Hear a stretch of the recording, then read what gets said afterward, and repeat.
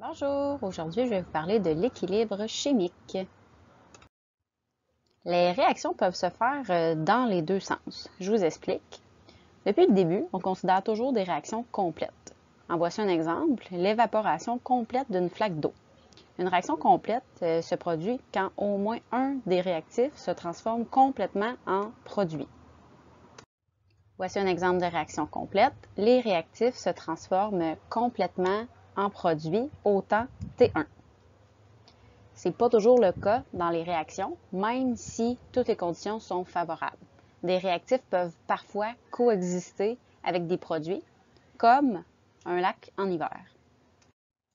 À ce moment-là, la glace et l'eau coexistent ensemble. La réaction est donc incomplète.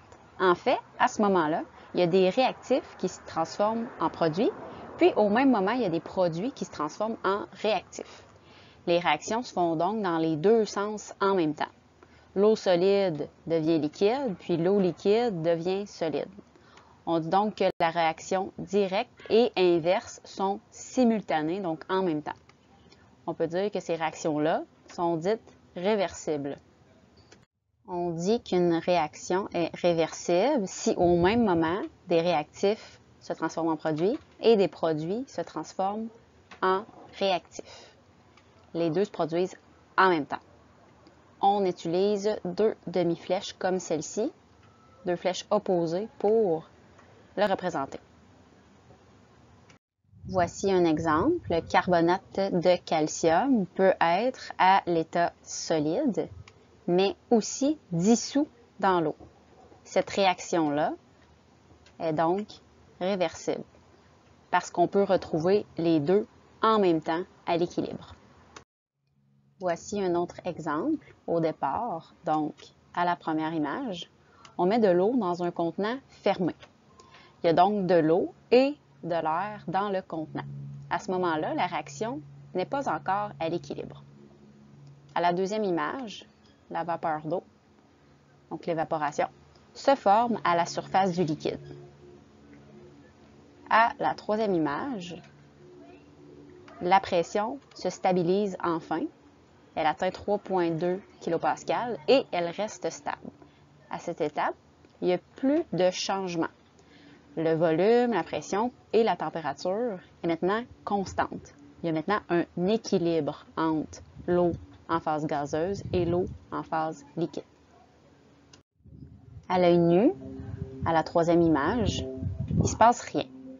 Mais en fait, dès qu'une molécule d'eau liquide se transforme en vapeur, il y a une molécule d'eau en vapeur qui se transforme aussi en liquide. À ce moment-là, la vitesse d'évaporation de l'eau est égale à la vitesse de condensation de l'eau. Il y a un équilibre entre la vaporisation et la condensation de l'eau. L'équilibre, par exemple, n'est pas statique. On dit qu'elle est dynamique parce qu'au final, il y a un échange en tout temps entre les réactifs et les produits. L'équilibre peut se produire pour des réactions physiques comme celle-ci, mais aussi pour des réactions chimiques. Ici, j'ai deux bouteilles. Dans la bouteille de gauche, l'équilibre est statique parce qu'il y a juste une substance et elle est remplie à rebord. C'est l'état statique. Dans l'image de droite, par exemple, il y a un échange entre le liquide et sa vapeur. On voit ici qu'il y a un espace. La vitesse de réaction directe et inverse est la même. Quand une molécule de liquide se transforme en vapeur, il y a aussi une molécule de vapeur qui va se transformer en liquide, même si à l'œil nu, il ne semble rien se passer. Je vous donne un exemple avec une bibliothèque. Quand on va à la bibliothèque, il y a autant d'emprunts que de retours de livres. Le nombre de livres à la bibliothèque reste donc toujours le même. Si on parlait d'une réaction chimique, ce serait un système à l'équilibre, puis l'équilibre serait dynamique parce que ce ne sont pas toujours les mêmes livres qui sont empruntés. Si la bibliothèque est complètement fermée et qu'il n'y a pas d'emprunt et de retour de livres, on pourrait dire que l'équilibre est statique. Voici un autre exemple. Cette réaction chimique représente la synthèse et la décomposition de l'iodure d'hydrogène dans un système fermé. Au départ, quand on mélange les réactifs et les produits, la solution est violette. À un certain moment, la couleur diminue et ne change plus. Cependant, les réactifs ne sont pas complètement transformés en produits à ce moment-là. Il y a un état d'équilibre dynamique qui est atteint. À partir de TE, la couleur est stabilisée. La concentration de réactifs et de produits, c'est constant. À l'œil nu, la réaction a l'air d'être arrêtée, mais en fait, ce n'est pas le cas, parce que la vitesse de synthèse de l'iodure d'hydrogène est égale à la vitesse de décomposition. L'équilibre n'est pas vraiment visible à l'œil nu. Il y a donc 3 critères pour l'atteindre. 1. La réaction doit être réversible, ce qui veut dire qu'au même endroit et au même moment, des réactifs et des produits doivent cohabiter, peu importe leur quantité. Voici 2 exemples, un avec le sucre solide et aqueux et un avec le CO2 gazeux et dissous. Ces flèches nous indiquent que les réactions sont réversibles, que les réactifs et les produits cohabitent ensemble. Si une réaction est complète, comme des réactifs qui se transforment complètement en produits, ben ce n'est pas en équilibre, puis ce n'est pas réversible. Si un produit se perd dans l'environnement, ça aussi, ça devient irréversible. Ça nous mène à la deuxième condition pour atteindre l'équilibre, avoir un système fermé. Si une bouteille d'eau est fermée, la vapeur d'eau est en équilibre avec l'eau liquide et rien ne peut s'échapper.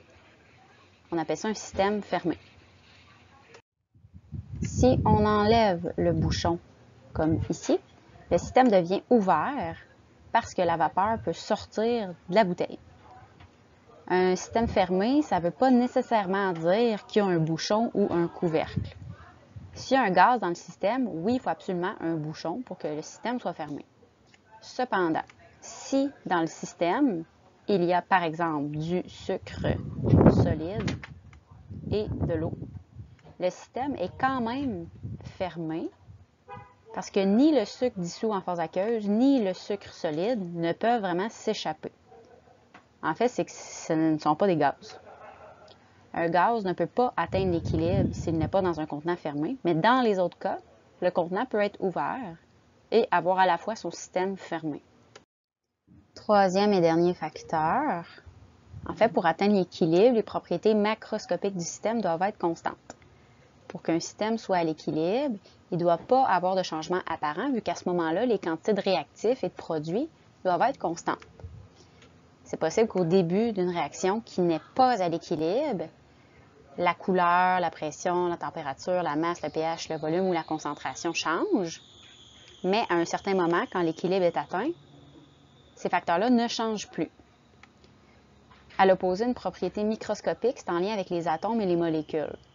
Mais c'est plus difficile à observer puis à mesurer. Voici 2 exemples de propriétés microscopiques, le rayon atomique puis la force de liaison entre les atomes.